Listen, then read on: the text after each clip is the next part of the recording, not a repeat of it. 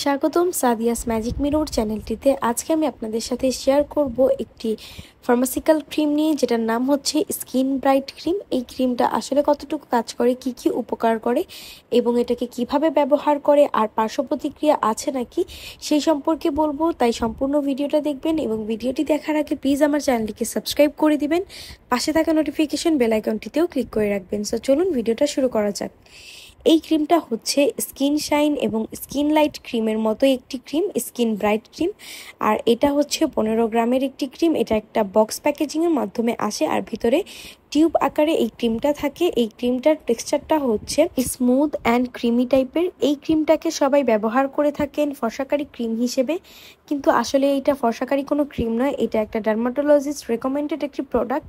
যাদের স্কিনে প্রবলেম থাকে, মেলাজমা প্রবলেম থাকে, হাইপার পিগমেন্টেশনের মতো প্রবলেম থাকে, তাদের ক্ষেত্রে কিন্তু এটাকে সাজেস্ট করা হয়। এবং যাদের স্কিনে সমস্যা থাকে তাদের ক্ষেত্রে এটাকে ডক্টররা সাজেস্ট করে থাকেন এবং তারপরে তারা ব্যবহার করে।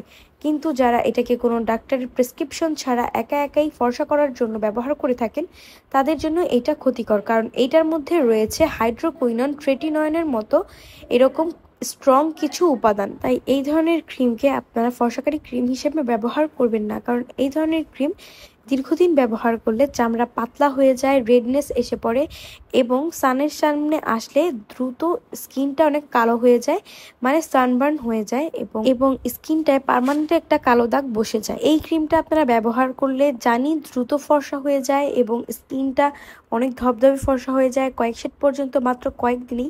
এটাকে 3 থেকে 5 দিন ব্যবহার করলে কিন্তু এটা ফলাফল পাওয়া যায়। তবে ডক্টররা যদি আসলে এটাকে আপনাকে প্রেসক্রাইব করে থাকে তাহলেই এটাকে ব্যবহার করতে পারবেন, এবং যদি ডক্টরের প্রেসক্রাইব ছাড়া ব্যবহার করেন তাহলে আপনার স্কিন ক্ষতি হবে, স্কিনটা ড্যামেজ হয়ে যাবে।